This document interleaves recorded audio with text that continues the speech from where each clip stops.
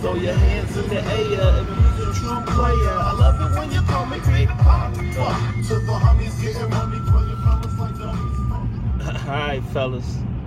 Ladies too, if y'all watching. What I got for y'all today? Your car trying to get in my way, so I can't get over. No, but what I got for y'all today, on the jump, Rachel Nicholson says that the NBA is better than Netflix. I gotta hear what she talking about. So we both gotta hear what she talking about, because Netflix is pretty good. You can Netflix and chill.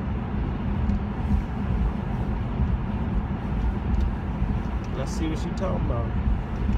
If I can get it in there.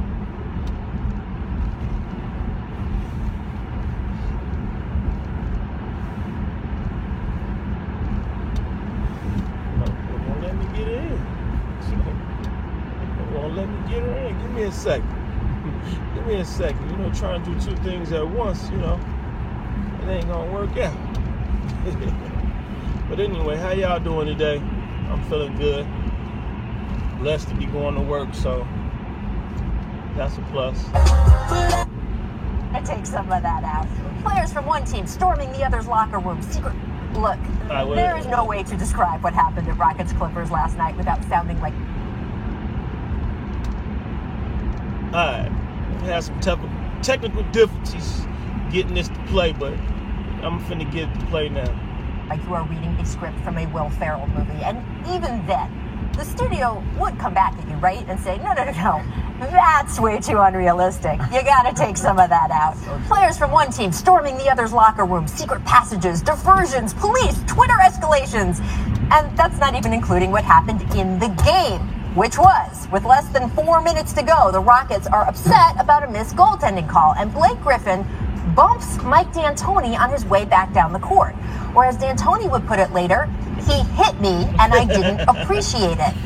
Of course, on a normal night, that happening between a 5-time All-Star and a 2-time Coach of the Year would be a big deal. But hey, then Chris Paul fouls Blake Griffin, which led to enough drama that the two former teammates had to be separated. But even that turned out to be nothing compared to a couple minutes later when Trevor Ariza ripped Blake's compression tights. Griffin then beamed Eric Gordon in the back as he was falling out of bounds, which led to more shouting, particularly at, wait for it, Austin Rivers, who wasn't even playing, which led both Griffin and Ariza to get ejected. And again, let me say this. None of that is even the crazy part. Okay. No, the crazy part was that after the game, Chris Paul, who of course knows the Staples Center well after playing there for years, led James Harden and Trevor Ariza through a private passageway that connects the two teams' locker rooms. Did they plan this while singing the Backstreet Boys in that State Farm commercial? We'll never know. Did CP3 try to perform this as a sneak attack while dressed in his Cliff Paul fake mustache and glasses? Again, we'll never know. But we do know they were joined by Gerald Green, who is so down for a team he joined 5 minutes ago he's willing to get suspended. And then they tried to storm the Clippers locker room looking for Austin and possibly Blake to what exactly? Throw punches? Exchange some sharply worded ball mops? I don't know. Meanwhile, Clint Capella knocking on the front door of the Clippers locker room, because clearly when you want a diversion to distract your targets from your locker room assault plan, you send the 7-foot Swiss guy. Or not, because apparently whoever answered the door then slammed it in Capella's face.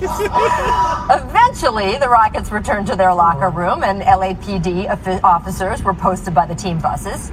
You'll be shocked to hear that after that, NBA Twitter got involved. Here's Pat Beverly, quote, "It's a different culture in LA. No more soft stuff here." The Utah Jazz asking, "Do we have tunnels?" Blake Griffin just tweeting a gif of the Joker from Batman, and JJ Redick volunteering to podcast the schematics of the Staples locker room. And Houston GM Daryl Morey tweeting this, which, yes, I will be asking Paul Pierce about in just a minute. Look, it is safe to say that punishment from the NBA is coming. An investigation has already started. But no matter how this movie ends, I'm already giving it a rave review. Hollywood has nothing on the NBA. Paul Pierce, you have been part of this Clippers-Rockets rivalry. You were part of Emojigate, as we all remember. Tell me what your reaction is to the histrionics last night. You know what? I just think that throughout the game, you know, being that Chris left on kind of like a sour note, you know, it was jabs, Doc threw jabs, Austin threw some jabs, you know, Chris said what he had to say.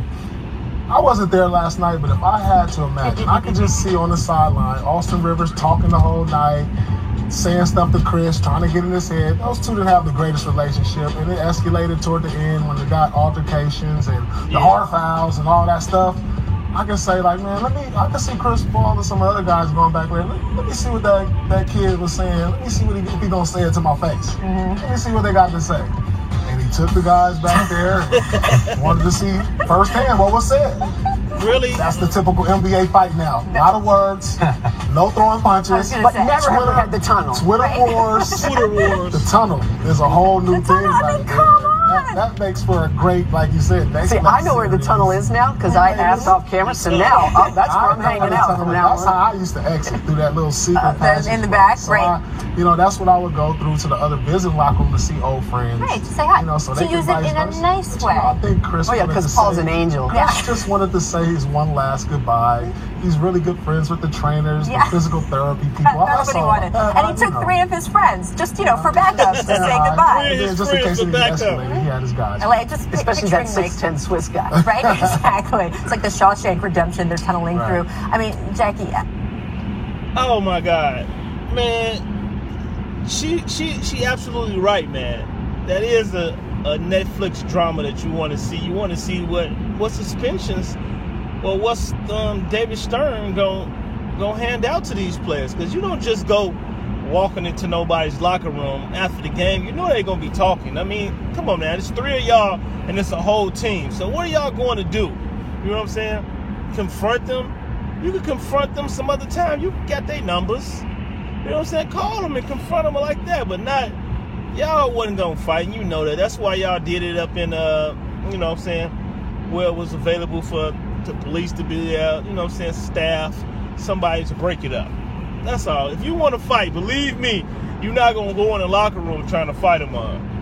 You're not. You know what I'm saying? If you wanted to fight, you could have did it on the floor too. Right then and there. But yeah, as far as Chris Paul and Blake, yeah, Blake kind of a little salty that Chris Paul left. You know what I'm saying? They was trying to build something over there, but they just didn't have the right pieces and the right chemistry together. So he had to leave. All right, man, tell me what you think. Netflix or the NBA? Netflix, NBA.